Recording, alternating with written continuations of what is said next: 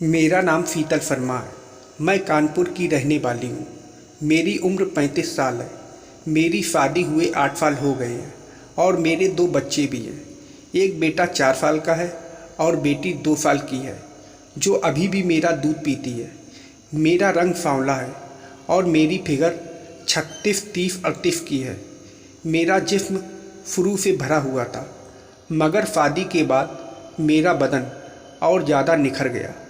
शादी से पहले मेरा एक बॉयफ्रेंड था, उसके बाद तो सिर्फ हस्बैंड ही है, जिससे मैं बहुत ज़्यादा प्यार करती हूँ। लेकिन अभी मेरे पति से मुझे ज़्यादा टाइम नहीं मिलता। शायद यह बात ज़्यादातर महिलाओं के साथ ही होती है कि शादी के कुछ टाइम तक तो पति अपनी पत्नियों को बहुत वक्त देते हैं, मगर जहाँ 2 बच्चे पैदा हुए तो मेरे साथ भी ऐसा ही हुआ। हमारी फैमिली में सिर्फ हस्बैंड के बड़े भाई और भाभी हैं, वह भी अलग ही रहते हैं, इसलिए हम लोग भी बिना किसी रोक टोक के रहते थे। मेरे जेठ जी की उम्र 40 साल है। वह दिखने में औसत कदकाठी के मर्द हैं। उनका पेट हल्का सा निकला हुआ है। उनकी खासियत यह है कि वह किसी को भी अपनी बातों में फंसा लेते हैं। शायद इसीलिए उनके बाहर इतने चक्कर चल रहे थे। मैं जेठ जी को हमेशा भाई साहब बोलती रही हूँ। यह बात 2 साल पहले की है। भाई साहब का डाइवोर्स हो रहा था। इसका कारण भाई साहब बाहर, जिसका पता मेरी जेठानी को चल गया था। मेरी जेठानी स्वभाव की बहुत अच्छी हैं। उन्होंने भाई साहब को पहले भी कई बार पकड़ा, मगर अपने बच्चों की खातिर माफ़ कर दिया। मगर जब भाई साहब अपनी हरकतों से बाज नहीं आए तो उन्होंने डाइवोर्स ले लिया। भाई साहब पर इस बात का भी कोई ज़्यादा असर नहीं हुआ। वो वैसे ही अय्याशी करते रहे। एक रात मेरे पति के पास कॉल आया कि भाई साहब का एक्सीडेंट हो गया है। मेरे पति और मैं बहुत डर गए।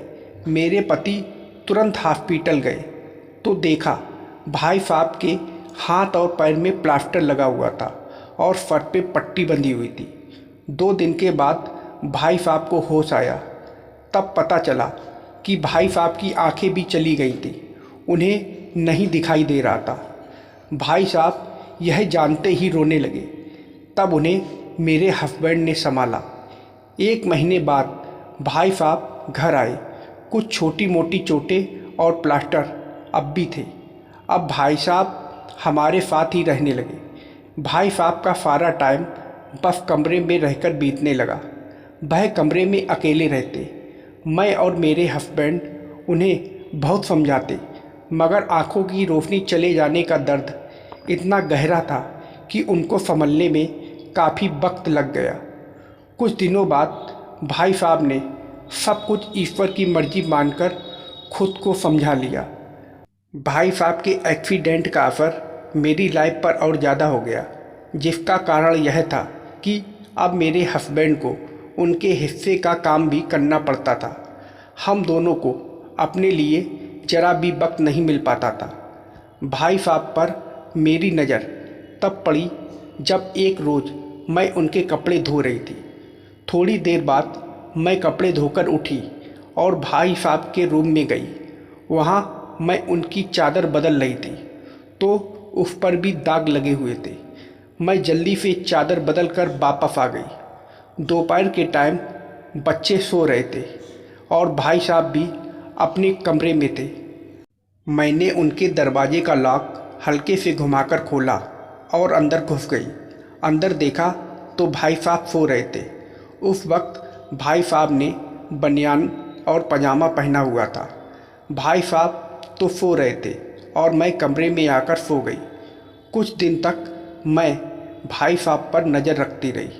मैं भाई साहब को बुलाने गई। मैं चुपचाप उनके कमरे में गई।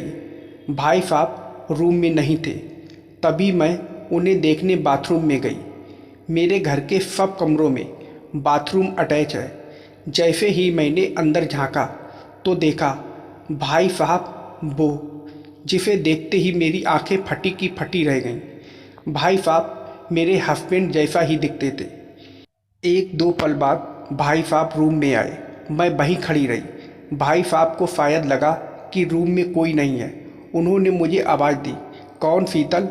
मैंने कोई जवाब नहीं दिया। तभी भाई साहब ने मेरे बेटे को आवाज़ लगाई। मैं तुरंत दबे पाँव कुर्सी के पीछे छिप गई। मेरा बेटा अंदर आया और अपने ताऊ जी को बाहर ले गया। बाहर जाते हुए मैं यही सोच रही थी कि कैसे मैं भाई साहब को रिझाऊं। वह देख नहीं सकते हैं तो कैसे वो जानेंगे कि मैं क्या चाहती हूँ। जैसे ही मैं रूम से बाहर निकली, दरवाजे फिरने की आवाज़ हो गई। भाई साहब आवाज़ सुनकर बोल पड़े, शीतल, क्या अभी तुम मेरे कमरे में थी? मेरे मुंह से आवाज़ नहीं निकल रही थी। मैं बोलने लगी, वो भाई साहब, मैं वह अभी ही गई थी आपको देखने, मगर आप इधर आ गए थे। मैं भाई साहब को देखने लगी थी। उनको देखने से साफ लग रहा था जैसे वह जान गए हैं कि मैं भी इसी रूम में थी। फिर हम सबने खाना खाया। मैं अपनी बेटी को दूध पिलाने लगी और बेटा रूम में जाकर खेलने लगा। भाई साहब बोले, शीतल, मुझे कमरे में ले चलो। मैं उनका हाथ पकड़कर रूम में ले गई। भाई साहब बोले, शीतल, गेट बंद कर देना। मैंने कहा, ठीक है भाई साहब, आप आराम करो, कुछ चाहिए तो आवाज़ दे देना। मैंने गेट खोला और लगा दिया, मगर मैं बाहर नहीं गई। गेट बंद होने की आवाज़ से भाई साहब को लगा कि मैं बाहर चली गई हूँ, मगर मैं अंदर ही थी। भाई साहब ने टी शर्ट और पजामा को बदल रहे थे। मेरा मन तो कर रहा था कि मैं अभी। तभी मेरे बेटे की आवाज़ आई। वह मुझे बुला रहा था कि मैं चुपचाप निकल जाना चाहती थी। इससे पहले बेटा भाई साहब के रूम में आता, मैंने हल्के से लॉक को घुमाकर दरवाज़ा खोला, मगर दरवाज़ा खुलने की हल्की सी आवाज़ भाई साहब ने सुन ली। भाई साहब ने तुरंत ही गर्दन घुमाई तो मैं वहीं खड़ी थी। भाई साहब दरवाजे की तरफ मुंह करके मुस्कुरा रहे थे। मुझे लगा भाई साहब को पता चल गया है कि मैं कमरे में ही हूँ। मैं बिना कुछ बोले जल्दी से उनके कमरे से बाहर निकल गई। अगली सुबह एक नया ही नज़ारा मेरा इंतज़ार कर रहा था। हर सुबह भाई साहब जल्दी उठ जाते थे, मगर आज वह सो रहे थे। इतने महीनों में जब से भाई साहब रहे हैं, यह पहली बार हुआ है कि मेरी नज़र उनसे हट नहीं रही थी। तभी मैंने भाई साहब को हिलाकर जगाया। भाई साहब ने उठते ही मुझे गुड मॉर्निंग कहा। ऐसा करते हुए वो उनका चेहरा ऐसे था जैसे मुझे ही देख रहे थे। मैं वहाँ से चली गई। मेरे मन में वही नज़ारा घूम रहा था। मुझे समझ नहीं आ रहा था कि उन्होंने पहली बार ऐसा कुछ किया था, और कुछ देर बाद मुझे इसका जवाब भी मिल गया। मेरे पति जब उन्हें नाश्ते के लिए लेने गए तो उन्होंने मना कर दिया। पूछने पर बोले कि मैं बाद में करूँगा। पति के जाने के बाद मैं कमरे में काम करने लगी। तभी भाई साहब की आवाज़ आई, शीतल, मेरे कपड़े निकाल दो। मैं तुरंत भाई साहब के कमरे में गई तो भाई साहब के मैंने कपड़े निकाल दिए। भाई साहब मेरी आहट पाकर बोले, शीतल, मुझे बाथरूम में छोड़ दो और मेरे कपड़े भी वही टांग देना। मैंने कपड़े एक हाथ में पकड़े और दूसरे हाथ से भाई साहब का हाथ पकड़कर उन्हें बाथरूम में ले गई। उन्हें मैंने शॉवर के नीचे खड़ा कर दिया और उनका हाथ शॉवर लीवर पर रख दिया। भाई साहब ने शॉवर चला दिया और नहाने लगे। उन्होंने मेरे जाने का इंतज़ार भी नहीं किया। उनका मुंह दरवाजे की तरफ था जहां मैं खड़ी थी। वह देख नहीं सकते थे, मगर ऐसा लग रहा था कि जैसे कुछ कह रहे हो। उन्हें ऐसा करते देखकर मैं वहां से निकल गई। नहाने के बाद भाई साहब ने नाश्ता किया, फिर मैं अपने काम में लग गई। दोपहर का खाना खाने के बाद बच्चे सो गए, मगर मुझे अब सब जगह भाई साहब दिखाई दे रहे थे।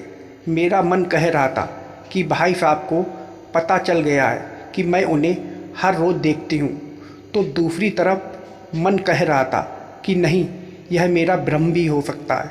कमरे में भाई साहब को मेरे होने का एहसास था, मगर वह कुछ कहते नहीं थे और ना ही मैं। कुछ दिनों तक ऐसा ही चलता रहा। हम दोनों रोज़ ऐसा करते थे। कहते हैं ना कि इंसान कितना भी खामोश रह ले, मगर उसकी उसे बोलने के लिए मजबूर कर देती है। एक दिन वही हुआ। मैं रोज़ की तरह दोपहर में भाई साहब के कमरे में गई।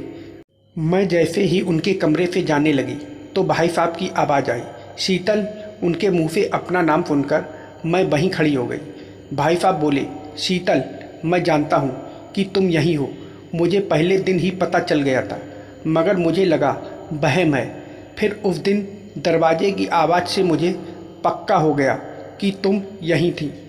मैं अंधा हूँ, बहरा नहीं। शीतल, मैं देख नहीं सकता, इसलिए ऐसा करना पड़ रहा है। मैं जानता हूँ कि तुम्हारी भी कोई मजबूरी है, इसलिए तुम यहाँ हो। शीतल, क्या हम दोनों। मैं भाई साहब की बातें सुन रही थी, मगर कोई जवाब नहीं दे पा रही थी। भाई साहब बोले, शीतल, यह बात हमारे बीच में रहेगी। अब सब तुम्हारे फैसले पर है। अगर तुम्हारी ना है तो मुझे कोई प्रॉब्लम नहीं है। मैं ऐसे ही खुश हूँ। तुम्हारा मेरे साथ होना ही मेरे लिए बहुत है। मैं बिना कुछ बोले वहाँ से चली गई, मगर भाई साहब का कहा एक एक शब्द मेरे कानों में गूंज रहा था। शादी के बाद मैंने पति को कभी धोखा नहीं दिया था। मैं फैसला नहीं कर पा रही थी, इसलिए मैंने इसका अंजाम कल पर छोड़ दिया। यह कहानी काल्पनिक है, इसका वास्तविक जीवन से कोई संबंध नहीं है। तो दोस्तों, आप लोगों को यह कहानी कैसी लगी कमेंट करके ज़रूर बताइएगा, और वीडियो को लाइक और सब्सक्राइब करना मत भूलिएगा। वीडियो को पूरा देखने के लिए आप लोगों का बहुत बहुत धन्यवाद।